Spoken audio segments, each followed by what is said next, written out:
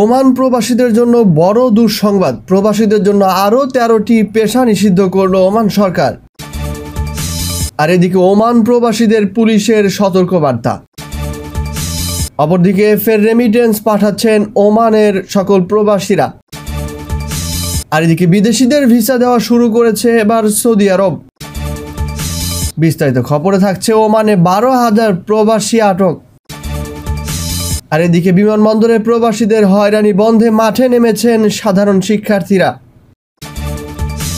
সবশেষ থাকছে আমিরাতে দণ্ডপ্রাপ্ত প্রবাসীদের মুক্তির বিষয়ে কথা বললেন ডক্টর মোহাম্মদ ইউনূস।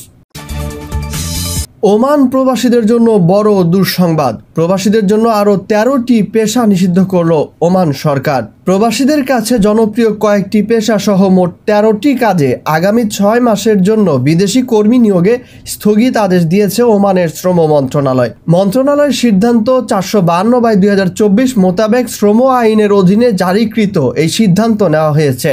বিষয়টি নিশ্চিত করে নিজেদের এক্স হ্যান্ডেলেও পোস্টার শেয়ার করেছে মন্ত্রণালয়। মন্ত্রণালয়ের নেওয়া সিদ্ধান্তে 3য় ধারায় নির্মাণ, সেবা এবং ব্যবসায়িক খাতের এসব পেশা সম্পর্কে বিস্তারিত উল্লেখ করা হয়েছে। যেসব পেশায় আগামী 6 মাস আর প্রবাসীদের নিয়োগ করা যাবে না তার মধ্যে আছে নির্মাণ কর্মী, ক্লিনার, লোডার বা আনলোডার, ব্রিকলেয়ার্স, স্টিল ফিক্সার্স, পুরুষ বা মহিলাদের পোশাকের দর্জি, ইলেকট্রিশিয়ান, ওয়েটার, পেইন্টার, শেফ এবং নাপিতের কাজ। আপাতত নতুন করে এসব ক্ষেত্রে কেবল ওমানিদেরই নিয়োগ করা হবে। ওমানে নিজেদের ভবিষ্যৎ নিয়ে যখন প্রবাসীরা বিভিন্ন রকমের উদ্বেগ উৎকণ্ঠার মধ্যে আছেন, তখন জনপ্রিয় এসব খাতে কর্মী নিয়োগ বন্ধের ঘোষণা মরার উপর খাড়ার ঘা হিসেবেই দেখা হচ্ছে। গত 8 মাসে ওমানে প্রায় 12,000 অবৈধ প্রবাসী আটক হয়েছেন। তাদের মধ্যে 9,500-এরও বেশি প্রবাসীর ভিসাও বাতিল করা হয়। সব মিলিয়ে ওমানে প্রবাসীদের সময় কিছুটা খারাপ যাচ্ছে। আর এদিকে ওমান প্রবাসীদের পুলিশের সতর্কবার্তা। ওমানে নকল পুলিশের দৌরাত্ম্য দিনে দিনে বাড়ছে। পুলিশের মতো পোশাক পরে নাগরিক ও প্রবাসীদের হয়রানি ও লুটতরাজের ঘটনাও আগের চেয়ে বেশ কয়েক গুণ বেড়েছে। গেল কয়েক মাসে অন্তত 2-3টি ঘটনায় এমন বেশ কয়েকজন নকল পুলিশকে আটক করেছে ওমানের আইন শৃঙ্খলা বাহিনী। প্রতারণামূলক এমন কাণ্ডে পুলিশও বেশ বিব্রত, যদিও এমন পরিস্থিতি মোকাবেলায় ভুক্তভোগীর সতর্কতায় তাকে সুরক্ষা দিতে সক্ষম। পুলিশের পরিচয়ে কেউ অনৈতিক আবদার করলে সে বিষয়ে সবাইকে সচেতন থাকতে বলা হয়েছে। বিশেষ করে সিভিল পোশাকে পুলিশ পরিচয়ে কেউ ঘরে প্রবেশ করতে চাইলে প্রয়োজনে তাকে পরিচয়পত্র দেখাতে বলতে বলা হয়েছে। সাথে ইউনিফর্ম পরিহিত পুলিশ আছে কিনা তা নিশ্চিত করতে হবে এবং নির্ধারিত গাড়ি দেখেই তাদের আইনি কাজে সহযোগিতা করতে বলা হয়েছে। সন্দেহজনক যে কোনো আচরণ দেখলে ওমান পুলিশের হটলাইন 9999 নম্বরে কল করেও প্রতিকার পাওয়া যাবে। এবার জানিয়ে দেব ওমানি মুদ্রায় আজকের বিভিন্ন দেশের টাকা রেট। বিশ্বের বিভিন্ন দেশের সঙ্গে বাংলাদেশের ব্যবসা বাণিজ্য দিনকে দিন সম্প্রসারিত হচ্ছে। ব্যবসায়িক লেনদেন ঠিক রাখার জন্য তাই মুদ্রা বিনিময়ের পরিমাণ বৃদ্ধি পেয়েছে। প্রবাসীরা জেনে নিন আজকে ওমানের টাকার রেট। লেনদেনের সুবিধার্থে ওমান সহ বিভিন্ন দেশের মুদ্রার সঙ্গে আজকের বাংলাদেশি টাকার বিনিময় হার তুলে ধরা হলো।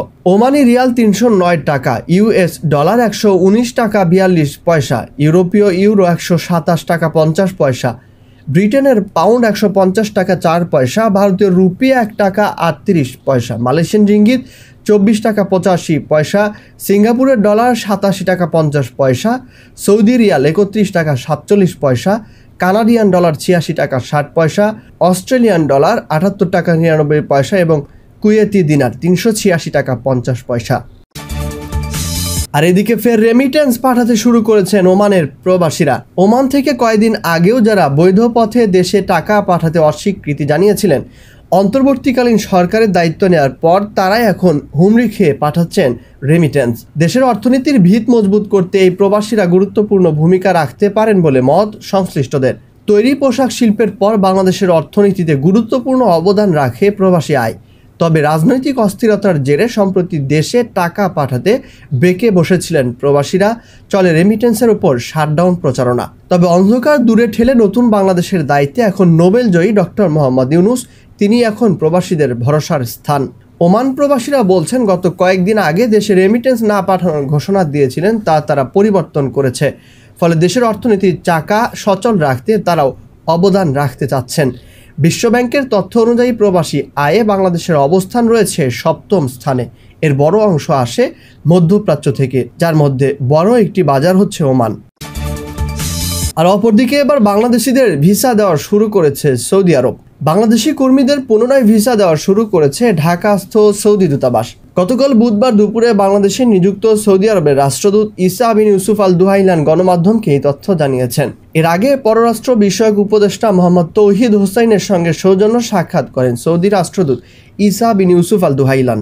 রাষ্ট্রদূত বলেন, আজ আমরা পুনরায় ভিসা দেওয়া শুরু করেছি। সৌদি দূতাবাস এখন সব ধরনের সেবা দেওয়া শুরু করেছে। পরিস্থিতি স্বাভাবিক থাকাকালে প্রতিদিন গড়ে 5,000 ভিসা ইস্যু করা হতো। পররাষ্ট্র উপদেষ্টার সঙ্গে আলোচনার বিষয়ে তিনি বলেন, বাংলাদেশ ও সৌদির মধ্যে ঐতিহাসিক সম্পর্ক রয়েছে। আমরা অর্থনৈতিক ইস্যু, ভিসা ইস্যু সহ বিভিন্ন বিষয়ে আলাপ করেছি। আমরা আশা করছি দ্রুতই বাংলাদেশে স্থিতিশীলতা ও শান্তি ফিরে আসবে। বর্তমানে ভারতে অবস্থানরত বাংলাদেশের সাবেক প্রধানমন্ত্রী শেখ হাসিনা সৌদি আরবে অ্যাসাইলাম চেয়েছেন বলে খবর প্রকাশ হয়েছে। এ বিষয়ে রাষ্ট্রদূতের দৃষ্টি আকর্ষণ করা হলে তিনি বলেন, এরকম কিছু আমি শুনিনি। আর এদিকে এবার গেল কয়েক মাসে 12,000 প্রবাসী আটক ওমানে।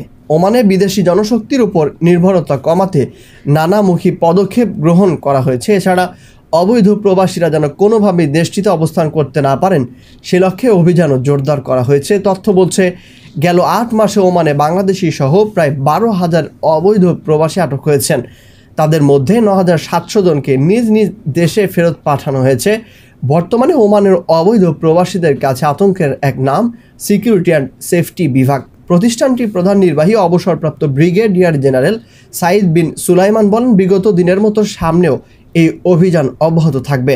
ওমান যে প্রবাসী কর্মীদের উপর নির্ভরতা কমাতে চায় তা স্পষ্ট করে তিনি জানান, তার প্রতিষ্ঠানের অন্যতম লক্ষ্য হলো ওমানাইজেশন পলিসি বাস্তবায়ন করা এবং নির্দিষ্ট কিছু পেশা থেকে প্রবাসীদের ছাঁটাই করা।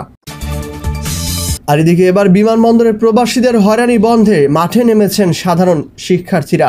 হযরত শাহজালাল আন্তর্জাতিক বিমানবন্দরে অনিয়ম দুর্নীতি রুখতে এবং রেমিটেন্স যোদ্ধাদের হয়রানি বন্ধের তাগিদে মাঠে নেমেছেন বৈষম্য বিরোধী ছাত্র আন্দোলনের শিক্ষার্থীরা। গতকাল বুধবার 9টি সমস্যা চিহ্নিত করে বিমানবন্দর কর্তৃপক্ষের সঙ্গে আলোচনায় বসেন শিক্ষার্থীরা। এ সময় প্রবাসীদের সঙ্গে ভালো ব্যবহার করা, লাগেজ নিয়ে হয়রানি দূর করা থেকে শুরু করে পুরো বিমানবন্দর এলাকায় ওয়াইফাই সেবা নিশ্চিত করা সহ বেশ কিছু সুপারিশ তুলে ধরেন তারা। প্রায় 2 ঘন্টা আলোচনা শেষে হযরত শাহজালাল আন্তর্জাতিক বিমানবন্দরের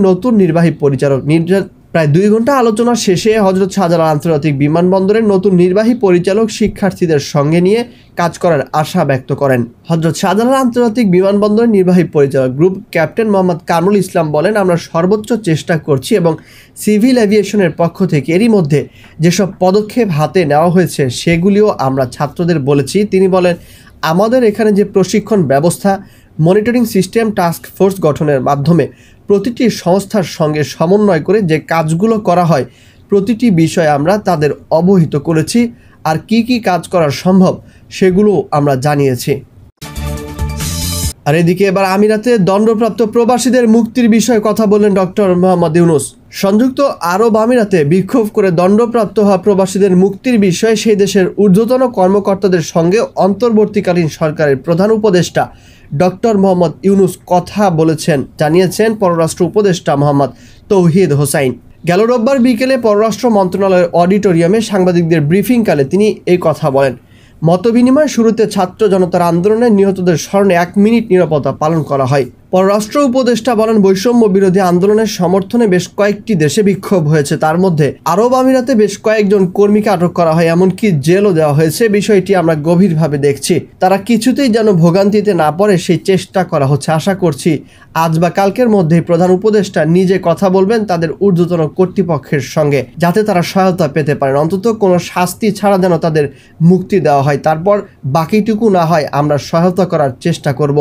ডক্টর মোহাম্মদ ইউনূস নিজেই উচ্চ পর্যায়ে কথা বলবেন বলে আশা প্রকাশ করেছিলেন এই কর্মকর্তা। তৌহিদ হোসেন বলেন, তারা হয়তো স্থানীয় আইনের ব্যত্যয় ঘটিয়েছে, সে কারণে আমরা সেই দেশকে দোষারোপ করতে পারছি না। তাদের যে আইন আছে সে অনুযায়ী তারা ব্যবস্থা নিয়েছে, কিন্তু প্রবাসীদের সেন্টিমেন্ট যেটার কারণে তারা এটার পক্ষে এসেছে, তখন তারা হয়তো সেই আইন কানুনও ভুলে গেছে অনেকে। আমরা চেষ্টা করব তাদের যেন মুক্ত করতে পারি। এ সময় প্রবাসীদের জন্য সেবার মান উন্নয়নের কাজ চলছে জানিয়ে তিনি বলেন, প্রবাসীদের জন্য আরও উন্নত সেবা নিশ্চিতের বিষয়টিতে লক্ষ্য রাখা হবে। উল্লেখ্য, কোটা সংস্কার আন্দোলনের সমর্থনে সংযুক্ত আরব আমিরাতের বেশ কয়েকটি রাস্তায় গেল 19 জুলাই জমায়েত করেন প্রবাসী বাংলাদেশের। এই সময় দাঙ্গা উস্কে দেওয়ার অভিযোগে বেশ কয়েকজনকে আটক করা হয়। পরে 3 বাংলাদেশিকে যাবজ্জীবন সাজা দেয় দেশটির আদালত। এছাড়াও অবৈধভাবে সে দেশে প্রবেশ এবং সমাবেশে অংশ নেয় আদালতে আরও 53 জনকে 10 বছর এবং একজনকে 11 বছরের কারাদণ্ড দেন। আদালত তাদের কারাবাসের মেয়াদ শেষে নির্বাসন এবং জব্দ করা সমস্ত ডিভাইস বাজেয়াপ্ত করার আদেশ দিয়েছেন। প্রবাসের সকল আপডেট খবর পেতে আমাদের চ্যানেলটি সাবস্ক্রাইব করে সঙ্গেই থাকুন।